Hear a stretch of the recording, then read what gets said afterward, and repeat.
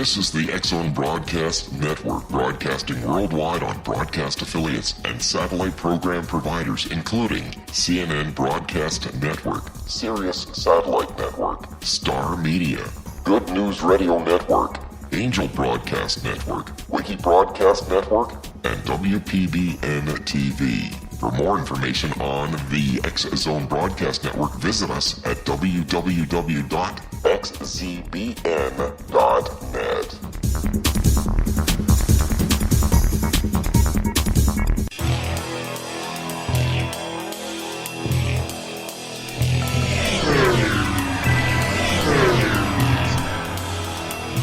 This is A Different Perspective with Kevin Randle.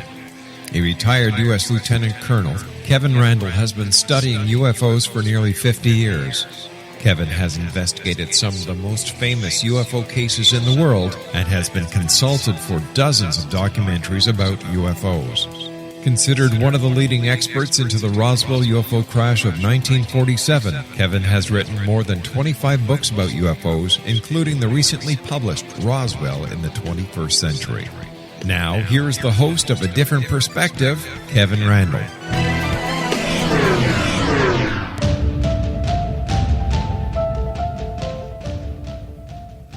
And good evening. This is, in fact, A Different Perspective, and today we're going to do something I have not done before. We have a guest back for the first time, meaning he's been on once before. I'm talking about Colonel Charles Halt. And for those of you who may have missed the first edition, Charles Halt is a retired United States Air Force colonel and the former base commander at RAF Bentwaters near Woodbridge, Suffolk in England. In the late hours of December 27th and early December 28th, 1980, then Lieutenant Colonel Halt led a patrol to investigate an alleged UFO landing site near the eastern edge of the Rendlesham Forest. After retiring from the U.S. Air Force in 1991, Colonel Halt made his first public appearance in a television documentary where he confirmed the authenticity of the Rendlesham Forest incident. His book on the subject, which is filled with all sorts of documentation, is a massive tome, is called The Halt Perspective, and you can find that at Amazon.com, of course. In June 2010, Halt issued a notarized statement that said, "I believe the objects that I saw at close quarters were extraterrestrial in origin, and that the security service of both the United States and the United Kingdom have attempted, both then and now, to subvert the significance of what occurred at the Rendlesham Forest and RFA Bentwaters by the use of well-practiced methods of disinformation." That's a quick summary of where we're going to go today. We're going to talk about another book called Left at East Gate, which was written by Peter Robbins and Larry Warren, and discuss some of the problems with that and some of the other observations that Colonel Halt has made. Welcome back to A Different Perspective, Colonel. Well, thank you. My pleasure. Well, let's get right to it then. We have just a short time before we have to take our first break, but I know that you're not a fan of Larry Warren, who was assigned to the base at the time you were there as a rather junior enlisted man, and that you have some disagreements with what he has said in the past and what he has written. So I guess we start with some of that. Well, let me just say, I have no ill feelings, and I feel very badly for him. I'll go into more detail later, but despite what Peter Robbins says, I have not tried to do wrong to him, so to speak. I've just tried to put the truth out there, and I've been very frustrated by, their reactions. Well, I think when we look at this sort of thing, and I'm talking UFO sightings in general, and we have two distinct camps of what went on and who was involved, that we often get into those sorts of disagreements with one side maybe attacking the other side unfairly, but when you try to put things into a different perspective, a proper perspective, that you sometimes run into those sorts of problems. Can you give us just quickly one or two of the problems that you have with the incident as they describe it? Well, first of all, I don't think he was involved. He has somebody else's story. We're firmly convinced. We have evidence of that now. In fact, Mr. Warren has admitted to four actually very well-known UFO researchers, very highly respected people, that he lied and took somebody else's story. Well, I know back quite a long time ago, and I'm thinking, 10 or 15 years, working with Russ Estes, that he had a videotape of Larry Warren talking about his involvement at Bentwaters. And at the time, Warren had said that he was not actually there for 2 of the nights, but he had been on leave in Germany. Actually, he wasn't in Germany. He was in the dormitory drinking. We have witnesses that will attest to that, including his girlfriend. So he can't even tell us the truth about where he was at that time. He's taken other people's story and kind of plugged himself into it. But doesn't he get a little bit of credit for the guy that kind of told Barry Greenwood and Larry Fawcett about the story in the beginning? Oh, he did. In fact, I agreed to work with Barry Greenwood, and you can talk to him today. And, of course, Larry Fawcett's passed on. And as long as they kept the facts, in other words, no nonsense, no little green men, et cetera, et cetera, et cetera. And they were all excited. And we started forward, and then Warren admitted to them he had lied. And they dumped him immediately. Well, I know Barry Greenwood's going to be on the program next week, so we'll be able to chat with him. Well, he can tell you all about it then. Yeah, absolutely. But Barry's a fantastic guy. He does a lot of research. He spends a lot of time and effort on this thing. Yeah, he sure does. We're going to have to take a quick break. I mean, already, for crying out loud. There'll be more information about this at www.kevinrandle.blogspot.com. And if you get a chance, take a look at the book, The Halt Perspective by Colonel Charles Halt, which will give you more information about that. We will return right after these messages.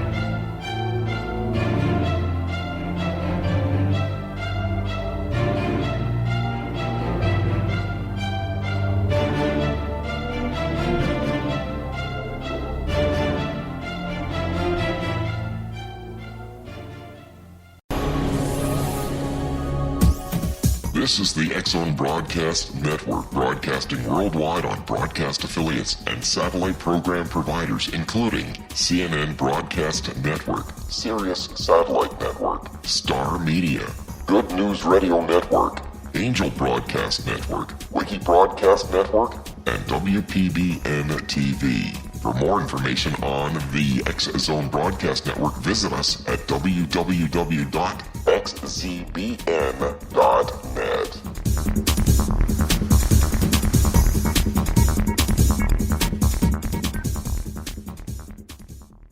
How would you like to be able to read other people's minds? Well, the next best thing is here. When you know how to read a person's name, you know how the person thinks, feels, and behaves. Each letter in our name holds a key to unlock our true essence. Our name contains both our gifts and challenges in this lifetime. Mnemology science discovers personality secrets hidden in the placement of the letters of our names, including the first and last impression people remember about us. Sharon shows us how to interpret the arrangement of letters as outlined in her book, Know the Name, Know the Person. Sharon Lynn Wyeth created mnemology science after 18 years of research and testing her theories, and has supported thousands of people around the world in understanding themselves and others better. You'll enjoy Sharon's unique teachings as she shares her system to learn the gifts behind your given birth name. Even if you don't like your birth name, there are jewels in this book. If you're thinking of changing your name, ready to name your child, or wanting to get along better with others, this is the book for you. If you'd like to improve your relationships and change your life for the better, get the book today, Know the Name, Know the Person, or visit www.knowthename.com. That's www.knowthename.com.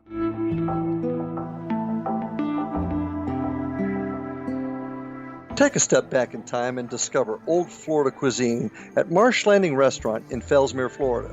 Enjoy delicacies such as frog legs, gator tail, catfish, and swamp cabbage, or enjoy the more traditional cuisine such as hand-cut Angus steaks, ribs, and seafood. Join us for breakfast with a southern flair featuring sweet potato pancakes, biscuits and gravy, and much more. Planning a party? Marsh Landing's private dining rooms can accommodate groups from 8 to 80 people. While you visit, enjoy the historic pictures, artifacts, and stories that line the walls. Marsh Landing is truly a unique experience. Marsh Landing Restaurant, 44 North Broadway in historic downtown Fellsmere, or visit marshlandingrestaurant.com. Marsh Landing, Old Florida cuisine at its best.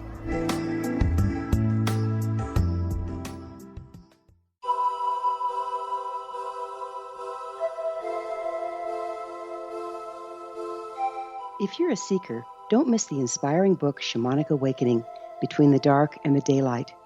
This remarkable work chronicles shamanic counselor and indigenously trained dream decoder Sandra Cochran's 35 years of experience with diverse wisdom keepers throughout the Americas. Sandy's initiations across the British Isles, Turkey, Greece, and Egypt, combined with her knowledge of symbology, psychology, and myth, influence her dream blog and workshops. Sandy offers private readings, sacred international journeys, a meditative CD, and her book, Shamanic Awakening, to encourage you as you navigate your earth walk and create a deeper connection to yourself. Find this and more at her website, starwalkervisions.com.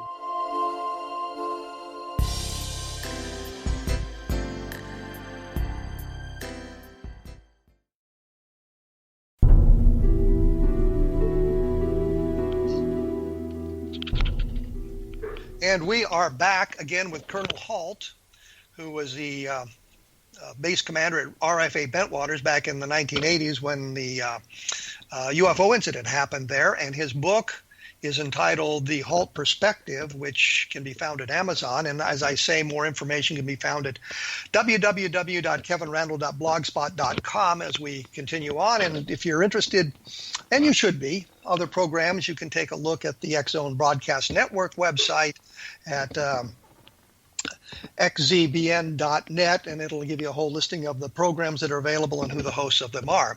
When we went away, briefly, we were talking a little bit about how the Bentwaters case, I guess, came to the forefront and how people learned about it at first. And it was Larry Warren that kind of broke it to Barry Greenwood and Larry Fawcett. And they, of course, quickly learned that he wasn't being exactly honest with them, and they dropped him. But Larry Warren has been telling his story for a long time, and we were kind of looking at some of the things that I suppose we could say were put out in his book. And I hate to mention the name because it promotes it, but Left at East Gate. You can take a look at that if you so desire, but a lot of the information there is not accurate. And Colonel Halt, you were giving us some examples of that sort of thing, so I guess that's where we need to pick up. Well, let me start really at the beginning. The first book that was put out by Dot Street, Brenda Butler, and Jenny Randles, called Sky Crash. They pestered me half to death while I was still at Bentwaters, and they were working on the book. They did publish the book. The book has a few correct facts, but they didn't have all the information. Now, I don't fault them. They did their best, but it's not a very accurate portrayal of what happened. Well, let me break in here. Let me break in here because there was a question that came up on my blog about we should give Larry Warren credit for breaking the story, but you're saying that these British authors were the first to break the story. How did they learn about the event? Well, one of the young ladies, Brenda Butler, had a boyfriend at that time who played in a band at one of the local clubs. And one of the GIs went up and told the story there. His name was Chris Pennington. Chris Pennington relayed it to Brenda. And Brenda and Dot and Jenny got together and started on a book way before Mr. Warren did anything or there was anything published, let's say. Like I say, the book is not very accurate, but considering what they knew, and they just became a nuisance to me because they kept hanging around my office and pestering me and calling me, and they were really the ones that put the word out first. Of course, they did it in Great Britain. Then a few years later, Georgina Bruni, who was very well placed socially in the British, how shall I say, hierarchy of things in London, wrote a book called You Can't Tell the People. And she did a much better job. Of course, she had better resources and more time, and was a very good investigative reporter, I guess is the best way to put it. And Peter and Larry slammed her something awful. And then Nick Pope wrote a book with Jim Peniston and John Burroughs, and he wrote a book about their book. Then a few years later, in fact, last year, I was in Woodbridge and gave a talk and said, here's the facts, folks. And Peter wrote a book, Halt in Woodbridge. Would you believe and slam me for that? So after all that stuff started, I decided it's time to put the truth out there, and I hooked up with John Hanson, who's a well-known British UFO writer, and we put the book together. That's the story in the book. Now, we can go back and talk about Left at East Gate now, but I wanted to say that so people understood the background. Yeah. Yes, I never intended for my story to be public. I did not want my memo released. I did not want my tape released, but others did it and left me hanging out there, and everybody sort of abandoned me and left me on a branch out there, and it got sawed off. So there I was in the public eye, and here we are today. So, well, let's talk about Left at the East Gate. You want me to walk you through the book? Wait. I want to make one thing perfectly clear. The original story, before Left at Each Gate was published, before Larry Warren talked to Barry Greenwood and Larry Fawcett, Jenny Randles and two of her colleagues wrote a book about this event. That was the first time it was publicly acknowledged? Probably. And they got the information from a young GI by the name of J.D. Ingalls, who went under the AKA as Steve Roberts. Okay. He's the one that went to the pub and told the story. Now, what he told was not entirely correct, but because he wasn't there, but he had it secondhand. That's what started the three ladies doing the book called, that I mentioned earlier, Sky Crash. Okay, and then Georgina Bruni. Georgina Bruni. Bruni, I'm sorry. She did a book before Left at East Gate came out. Is that correct? About the same time, I think, maybe or soon there. It's right about the same time. I don't remember the exact dates.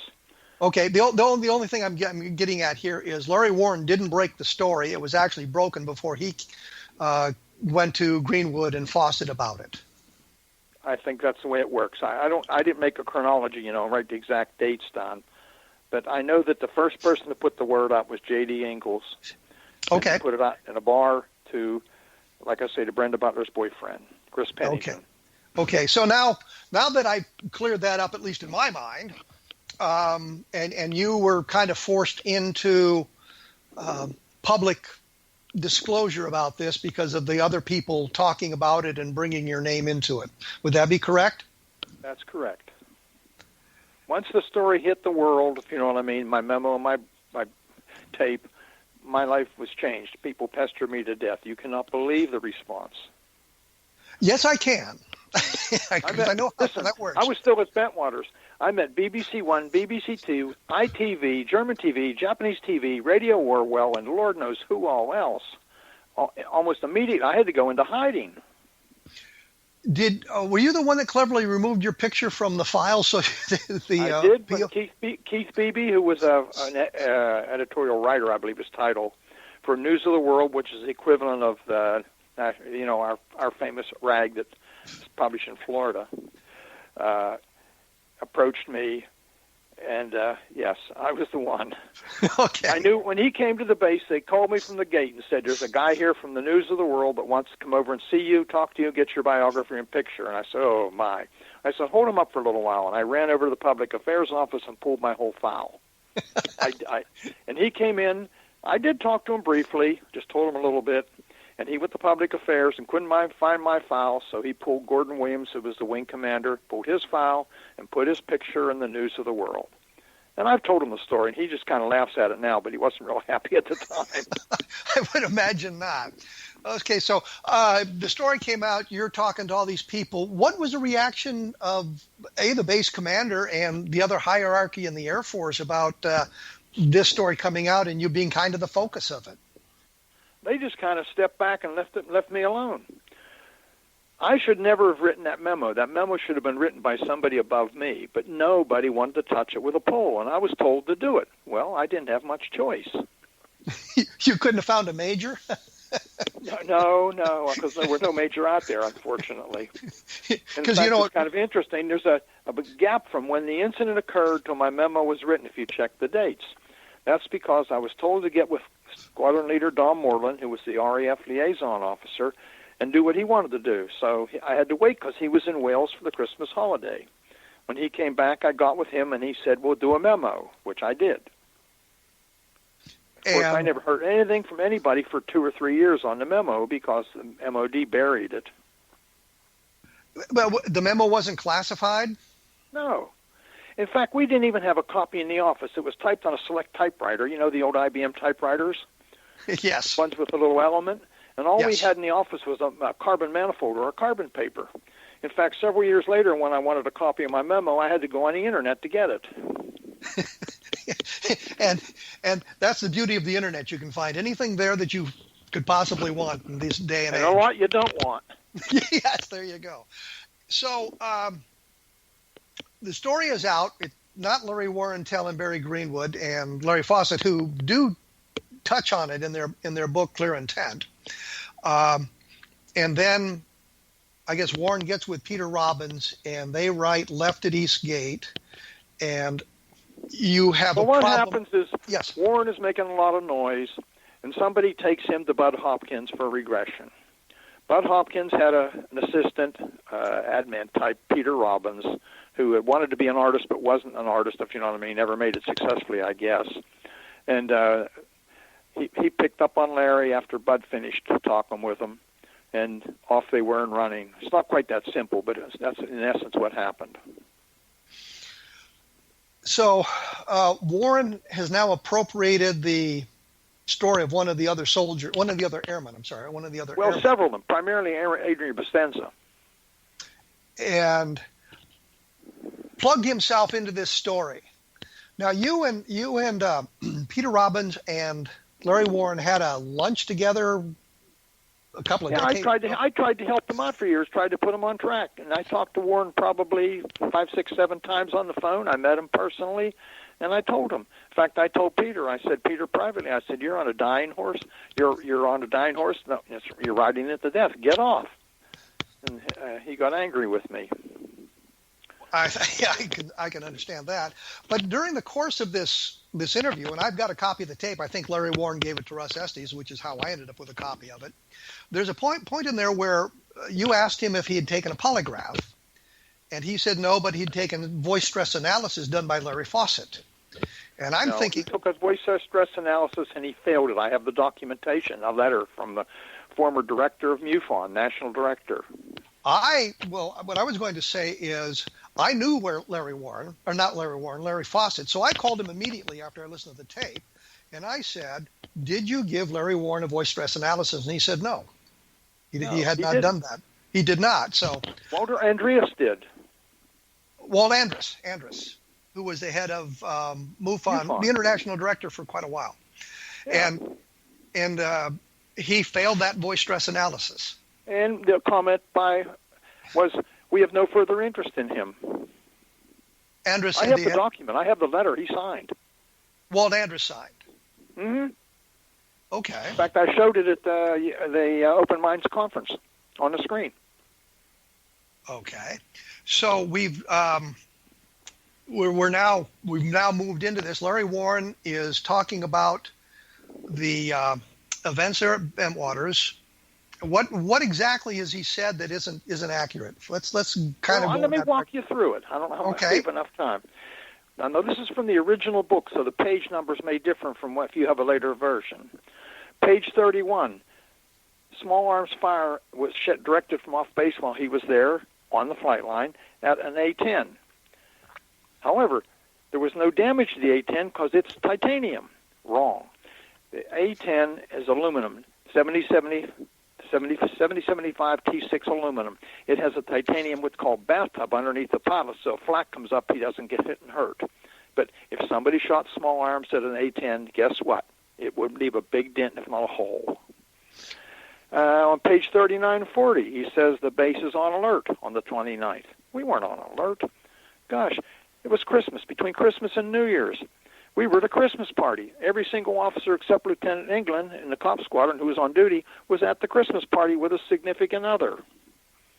Page 42, he talks about a captain being at the motor pool when we got gas, because we did go to the motor pool and get gas. There was no captain there. There were two captains, Captain Verano, Captain Saul, both policemen, both at the party. He talks on page 43. Let me break in here. And in civilian clothes. We're at the scene. There were no British police out there. I have all the documentations from Suffolk Constabulary saying exactly when and where they were there. They came out once the night that Jim Pennison was out after he was out, and they came out the following morning, and they never came back again. We're going to have to take a break here. We're going to have to take a break here. At a post post office, and they responded to that. We are going to have to take a break here because we're running up against the timing again. When we come back, we'll take a little bit more look at this and explore the Bentwaters case in a little bit greater detail. We will be back with Colonel Charles Halt, whose book is The Halt Perspective, right after these messages, so please stick around.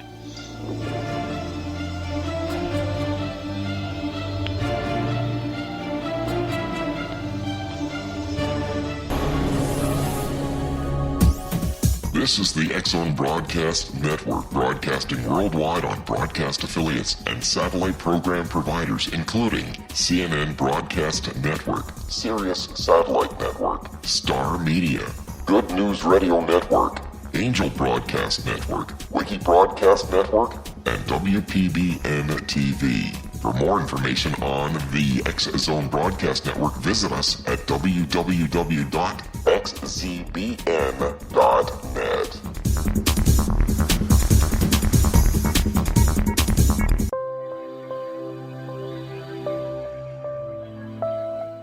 There's a legend shared by many indigenous cultures of a time when the nations were cast to the four corners of the world.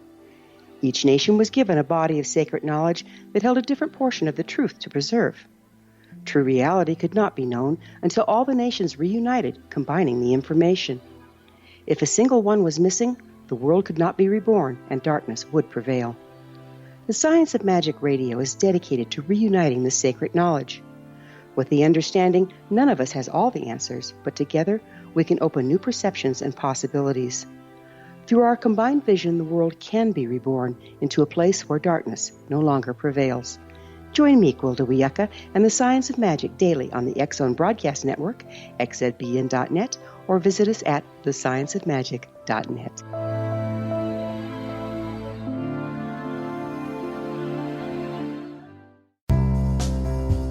Gibbs A. Williams, Ph.D., is a practicing psychoanalyst, supervisor, researcher, and author in New York City.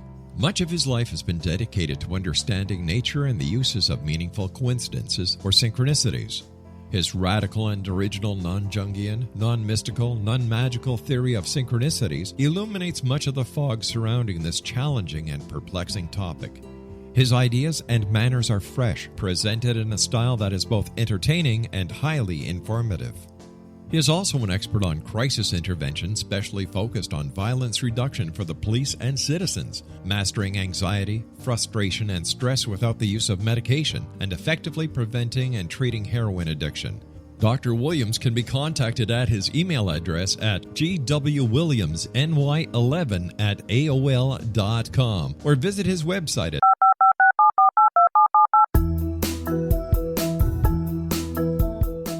Did you know that when you're on the road with limited data or Wi-Fi, you can still listen to the X-Zone Radio Show with Rob McConnell, The Science of Magic with Gwilda Wiyaka, X-1, Dimension X, Space Patrol, and every minute of the X-Zone Broadcast Network by calling 213-401-0080, courtesy of Audio Now. No smartphone, app, or internet needed. It saves your data plan and it's free if you have unlimited minutes. Call 213-401-0080 to listen on any phone, anytime, anywhere. Remember 213-401-0080 for the best of the paranormal, parapsychology, and sci-fi radio programming anywhere, 24/7, 365.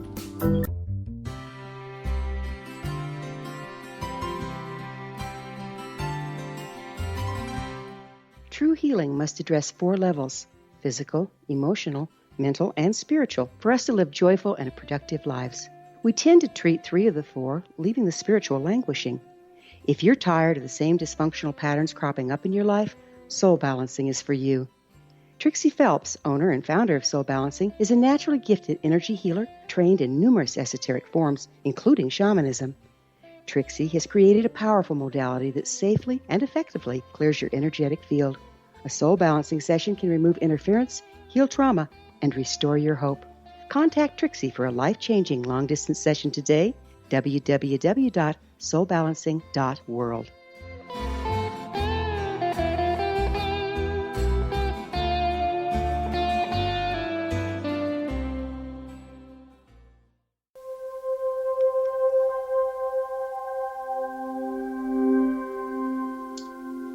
And we are back with Colonel Charles Halt. We're talking about the Bentwaters UFO landings in December of 1980, and we were talking about some of the problems with some of the information that has been published in the past about this event and trying to set some of the records straight. And I think you can take a look at the Halt perspective, which has lots of the documents that we've been kind of discussing here in there so that you can get a feel for the truth of the matter.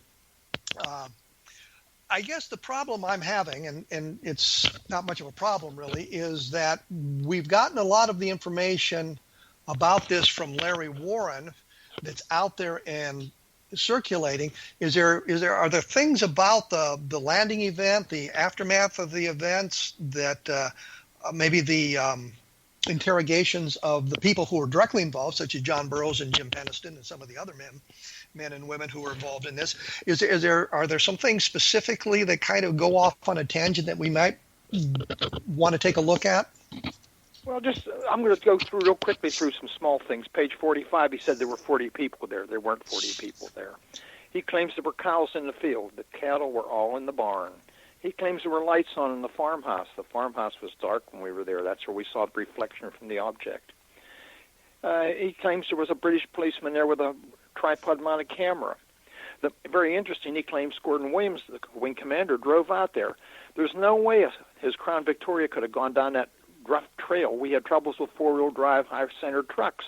And there's a berm at the end and a barbed wire fence. You'd need a tracked vehicle to go over. He claims he drove into the field with his car.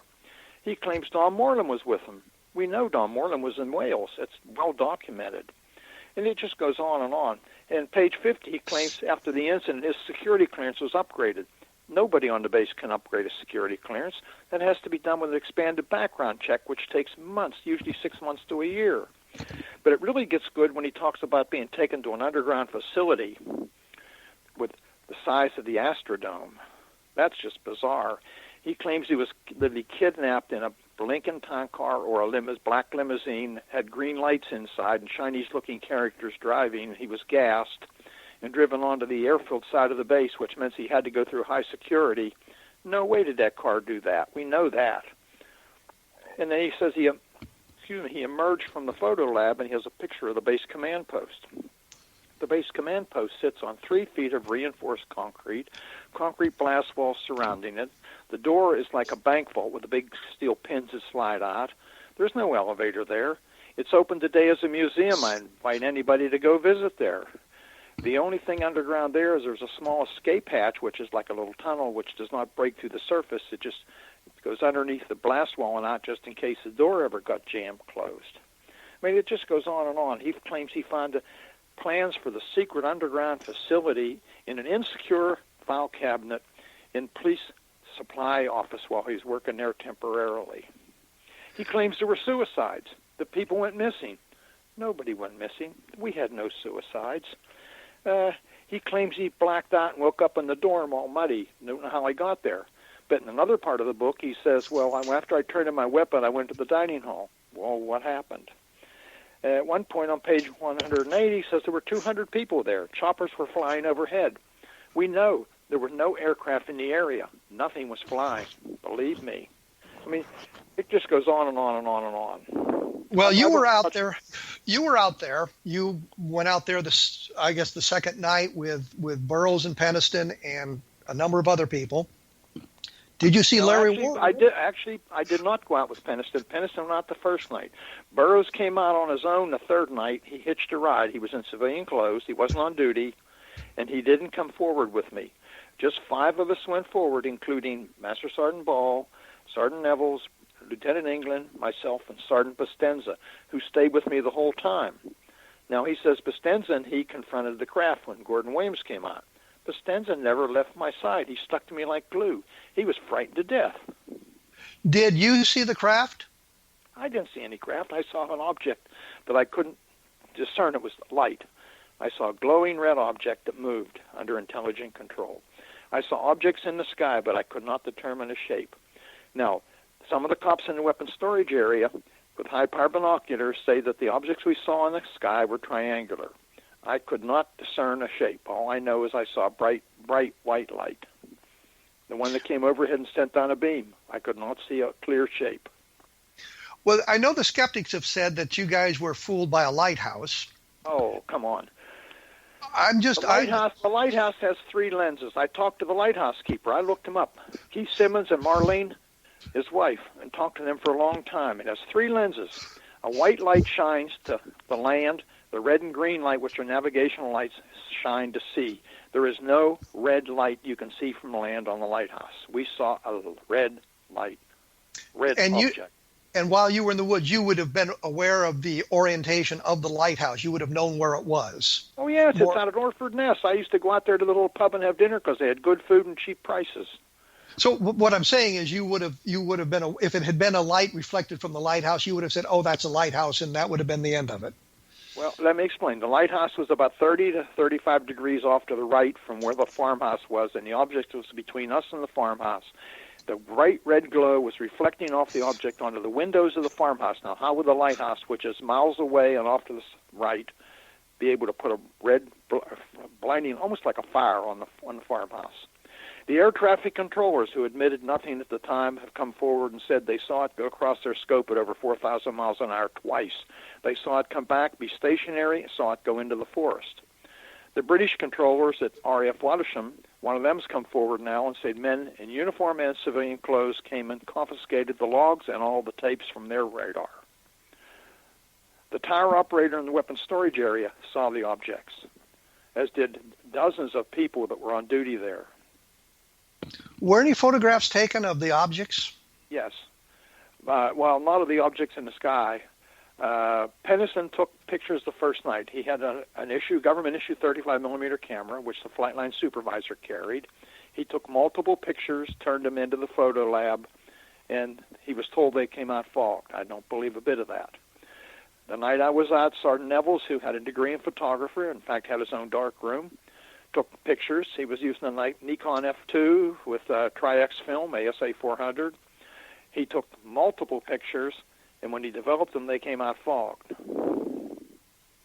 So that suggests radiation? I don't know. Radiation, mistake, or foul play. One of the 3, obviously. But, I mean, you've got a guy who is a photographer, has his own darkroom. He wouldn't have screwed up the film. The developing of the film is very simple, especially Tri-X.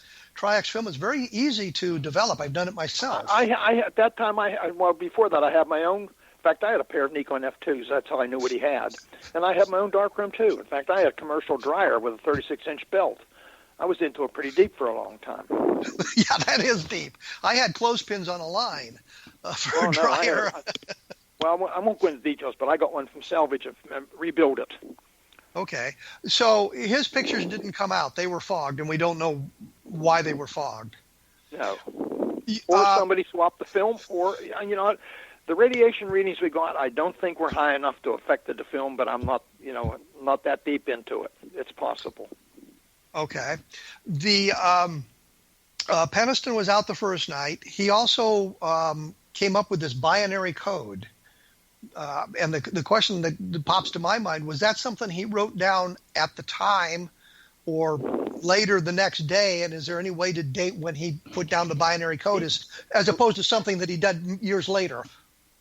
He told me here not too long ago, I don't remember exactly when he did, he wrote the code down from memory on the 27th of December, which would have been a day or two after he was out there. And was there any way to date that? Did he put a date on it, or is it just... I don't know. I saw the notebook prior to that, but I did not look all the way through the notebook. I did not see the binary code. That doesn't mean it wasn't there. I didn't see it. I don't know. He didn't bring up the binary code until years and years later. Well, that was the point. He brought it up years and years later, but if you wrote it down in the hours, literally the hours after the event, and that is something more important than something that he may have come up with years and years later. So we really... Well, there's no way to determine that except for what he says. Absolutely. That was kind of what I was looking for. He also was out there and found depressions in the ground, I believe. They did the night they were out there, and he went back the next day. Now, he lived in Ipswich in a rented apartment, and his landlord was a plasterer. So he talked to his landlord and got a couple pounds of plaster of Paris and a bucket of water and went out and made indentations and plaster casts in the 3 indentations, rather. I have one of those casts to this day. I asked you this before, and I'll do it again just for clarity purposes here. I think the skeptical community is suggesting those were actually rabbit warrens. No, they definitely were not. And were any measurements taken of where the impressions were on the ground, or is anything like that? Yes, I did. We measured them. I had a tape measure. We measured the distance between them. They were all exactly equal distance apart, and they were a perfect triangle. And the holes themselves, were they were rounded as opposed to another shape? I mean, circular? Circular, more cone shape, but they were circular. And it looked like an object sat there, and the landing gear, if you will, was pressed into the ground as opposed to being excavated. No, it was pressed in. It wasn't excavated. Okay. The ground is rather sandy there and rather firm, and it was right around freezing and may have been freezing before that. The ground was very hard packed. So there's some good physical evidence that goes along with this, not only the people. So when you were out there, and I think Larry Warren in the tape that I have was suggesting he was out there the same night that you were there. You never saw him, is that correct? No, never saw him. Are you kidding? I would have known if he should not have been there. Let me explain. If he was out there, he put the wing. Whoever let him, get on duty, put us at great risk, because if we had had any type of higher headquarters inspection, which we got them quite frequently, they check both medical records, they check personnel records, they check everything, and if they find someone that's not fully qualified, especially a cop guarding weapons on duty, the wing fails, the wing commander never gets promoted, the wing gets retested in 90 days. It's a nightmare. So if he was out there, somebody screwed up big time in this cop squadron, and I don't think they did, because they were pretty meticulous about that. We do know Mr. Warren was PRP decertified. That means he could not have a weapon, he could not have a clearance, he could not be near any flight line or anything else, and was used for flunky details. He was actually put on the chain gang. The chain gang was Mel Zickler, who was the squadron commander for the police squadron. That's where he put his druggies waiting for discharge. Guess where he put Mr. Warren? There's only one way you get on the chain gang, and that's to be ready for discharge for drugs. However, somebody, an agency or somebody, interfered and had him pulled back and put in supply till they could get rid of him, figure a way to get rid of him quietly, because he was running around with his hair on fire talking about the UFO. And he'd heard about that because of the barracks talk. Yeah, everybody. And he knew Bastanza. They knew each other. So he learned of the story not because he was involved in it, but because he happened to be at Bentwaters at the time the whole thing went down. That's what I've been saying for 35 years, whatever it is years. Okay. Let me give you a little background. This guy is a con artist. What? We've got to take a break. We're up against it again. We'll get to that in the next segment. I promise that we will do that. If you want to get the information, the exact information, you need to take a look at the Halt Perspective, which you can find at Amazon.com, and there will be more commentary about this at www.kevinrandle.blogspot.com when we come back, and take a look at some of the other great programs on the X-Zone Broadcast Network by visiting the website and clicking on the various hosts or programs that you might be interested in that. We'll return in just a moment with Charles Halt talking about Bentwaters and some of that ancillary activity right after this.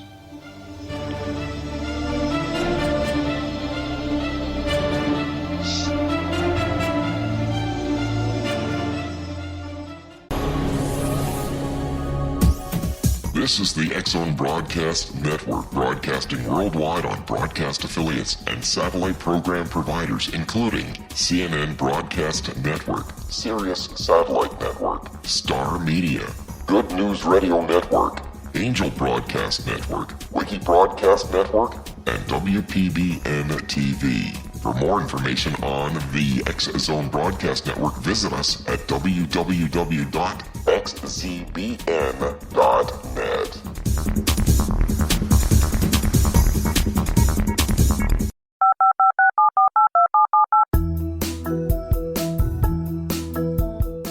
Did you know that when you're on the road with limited data or Wi-Fi, you can still listen to the X-Zone Radio Show with Rob McConnell, The Science of Magic with Gwilda Wiyaka, X-1, Dimension X, Space Patrol, and every minute of the X-Zone Broadcast Network by calling 213-401-0080, courtesy of Audio Now. No smartphone, app, or internet needed. It saves your data plan and it's free if you have unlimited minutes. Call 213-401-0080 to listen on any phone, anytime, anywhere. Remember 213-401-0080 for the best of the paranormal, parapsychology, and sci-fi radio programming anywhere, 24/7, 365.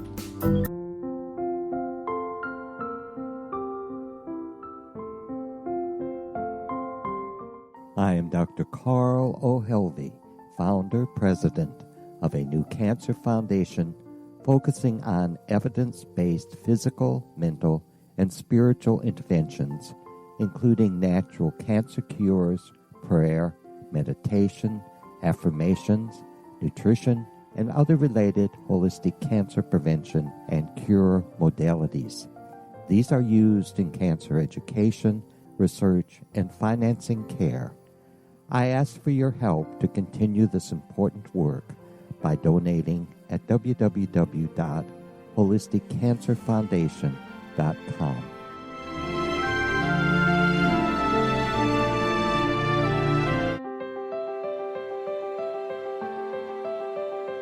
Wouldn't you love to know the secret to everything? I'm Dr. Kimberly McGeorge, and on The Secret to Everything, we will merge the practical with open investigation into all realms of the mysterious. We will talk to cutting-edge alternative health practitioners, those who inspire and motivate you in business and life, and of course, we will share stories of the paranormal, conspiracy, and cryptozoology. You will transform because of the frequency I carry, the frequencies my guests carry. Life may never be the same after you listen to this program, for the secret to everything is for you, the listener, for those who desire more in every area of their lives and believe that it can still be found. Listen and discover thesecrettoeverything.com.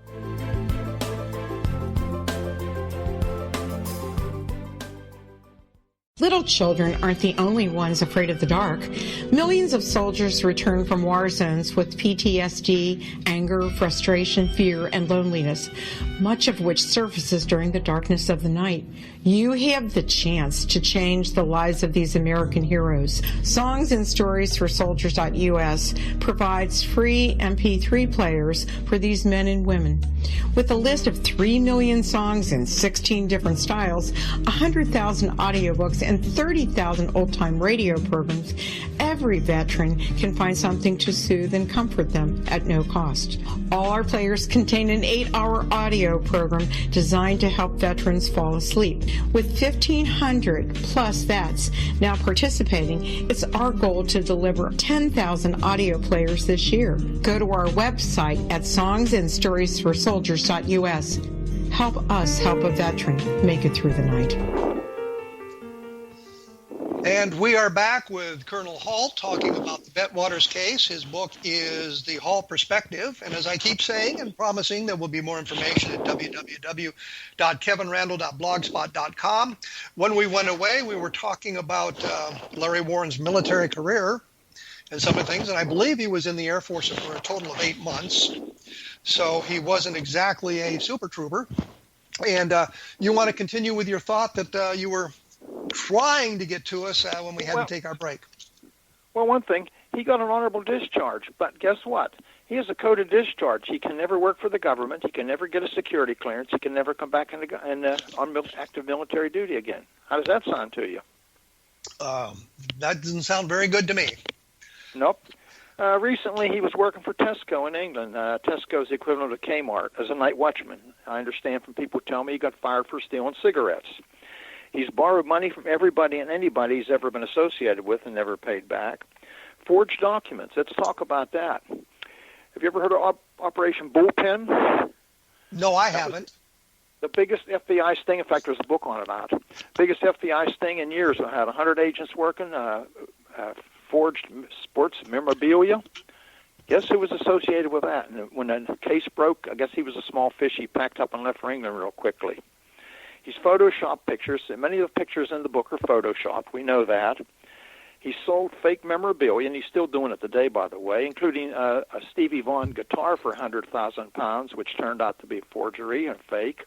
It just goes on and on and on. He's threatened people. When I spoke in England, he threatened to bring his motorcycle gang down and disrupt things.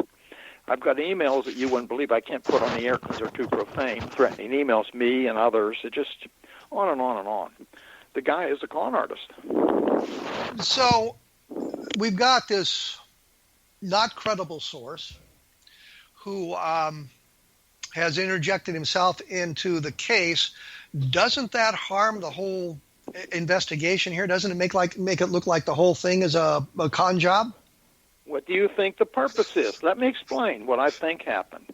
He was running around the base after the incident, claiming to be involved in making phone calls and doing this and doing that. And he got hauled in. He got drugged and hypnotized, and he'll admit to that, and that's probably true. And I think they found he was an easy patsy to put out a bogus story, and they turned him loose. He got a lot of attention, went to his head, and then he went downhill from there. It just expanded. He became suddenly a rock star, if you know what I mean. Well, he was all kinds of people. I mean, he claims he played pool with Jackie Gleason. He ran around with John Lennon. Oh, the list is endless. Well, I will say that I personally saw John Lennon on a TV program, so there you go. Well, he was. I guess he was saying that he had been interrogated professionally. Were other people interrogated professionally in a similar fashion who were actually involved in the event? Yes, John Burroughs, Jim Peniston, Warren, Bastenza, and Larry's girlfriend, Cookie Vaughn, and I think 3 or 4 others, but I don't know that for a fact. You, of course, were not. I was not. I now pretty much know who did it, and even by a name, but I'm not going to put that on the air. Would you tell us what agency it was? Well, it starts with a C. And does it end with an? It doesn't end with an A? It ends with an A. I'm sorry. Okay, then we're on the same page on that one. Then I guess. So I'm told that they were on the base within a day of the first incident. Okay, but you didn't have any communication with them. You didn't. They didn't come and visit. None whatsoever, and I didn't learn till years later. I didn't know that people were drugged and hypnotized. Right, I made an issue out of it. I didn't learn that till 4 or 5 years later because they were afraid to talk. That we're probably ordered not to talk, as well as being threatened, I suppose. So we got an event that actually took place. There's physical evidence of it. There's multiple witnesses in multiple locations talking about this whole thing. We have Larry Warren talking about the story, but he's, I guess, providing, in this case, disinformation about it that kind of takes us off in a tangent that suggests it's not true. So, I'm not really sure where to go with this now. We've got the physical evidence that's available. Do the skeptics, have you talked with skeptics? Have you communicated with skeptics about what you may have seen and done? Multiple skeptics, including the guy that really pushes the lighthouse theory, Ian Ridpath. I've met him twice, I think, and talked to him numerous times, and we've exchanged correspondence. Is it cordial, or is he kind of pushy? No, he wasn't rude. So he's a nice fella, but you obviously don't accept his the skeptical conclusions on this. No, because well, obviously not. I tried to tell him you weren't there. If you'd been standing where I was and saw what I saw, you'd understand. What was your attitude prior to this, to UFOs? Did you even think about it until this event took place? My only exposure to UFOs up until that time was when I was a teenager. I did read a book about UFOs by Donald Kehoe, one of the original books probably, and I put it aside, never gave it another thought. And I went out to disprove it. I did not believe when people were telling me there was a UFO, and I did not believe it. I told them there's a logical explanation. So you went out as a skeptic, obviously. Oh, definitely. When I first saw the object, the glowing red object, I thought I've seen ball lightning, and I watched it and I said, "This is not ball lightning."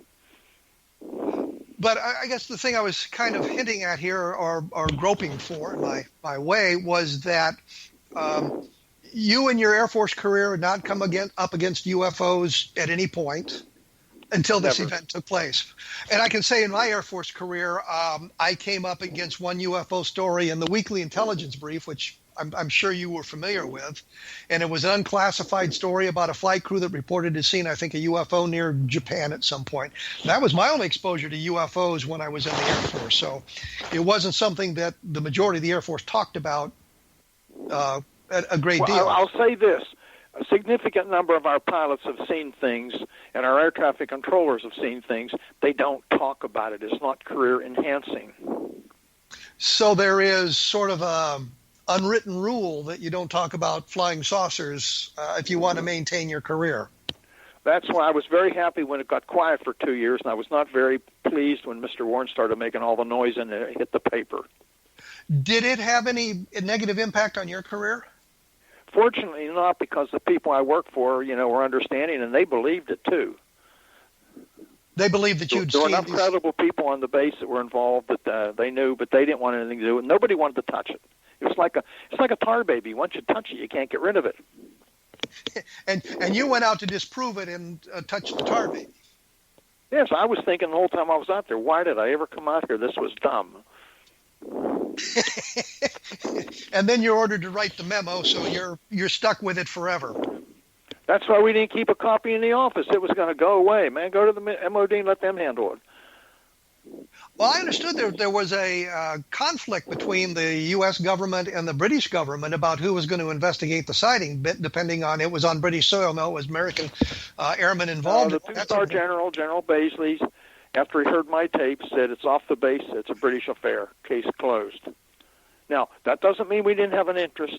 I understand my tape was provided all the way to the 4-star in Germany, and I think copy my memo, and I suspect, but don't know for a fact, that Jim Penniston's photos were probably sent there too, amongst other places. Penniston never saw his photos? Never saw his photos. Okay. And you have no problems with Penniston's credibility? You believe him absolutely? Yes, I have problems with what he says, only he believes it.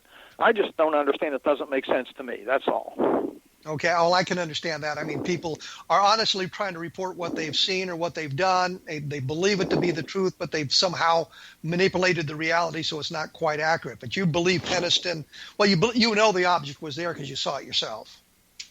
Something was there. I know that. There was a presence. Over 3 nights, there was something there.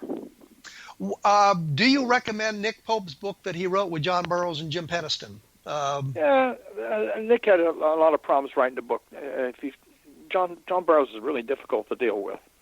John's always had problems, and he's had more since the incident. Now, that may be a result of what happened in the forest, or that may be a result of what the spooks did to him. Don't know. But you believe John Burroughs as well, and you believe the other men who were there on the other nights. They confronted something, yes. I do know that. They gave me sketches. I interviewed them almost immediately thereafter. Well, it was a couple days later. And they drew sketches for me, what they saw independently, and they both drew the same kind of sketch. Okay. And are the sketches in the Nick Pope's book? I don't remember. I think they're in there. I think there's also pages of the notebook with the binary code in the book as well. Yeah, that's in there. I remember that's in there too. Are there sketches in your book, The Halt Perspective? I think John put them in there, as I remember. So I still have the original sketches, by the way. Well, there you go. So if you want to really learn what happened at Bentwaters, the place to go is The Halt Perspective. What we've done in the book, it's over almost 800 pages with 1,000 pictures, many in color. That's why it's so expensive. It costs us $40-some to do the book. We're actually losing money on the book, I have to tell you. And it's not written to be a bestseller. It's written for the serious person that's really interested in the case or researcher, so it's all documented in one place. We put a lot of Warren stuff in there with my comments, a lot of other people's stuff in there with comments, so you can read through and draw your own conclusions. Well, Colonel Halt, we've run out of time. I want to thank you for appearing on A Different Perspective once again and giving us your different perspective about what happened at Bentwaters. And as I say, if you want to know the story of Bentwaters, the place to go is The Halt Perspective. Thank you for talking to us today. We will be back next week. We will be talking to Barry Greenwood and the perspective on UFO history, which he is trying to collect for everyone that wants there. If you want more information about some of the things we talk about, look at www.kevinrandle.blogspot.com. And if you're interested in the Roswell case, please take a look at Roswell in the 21st Century. We will be back in 167 hours.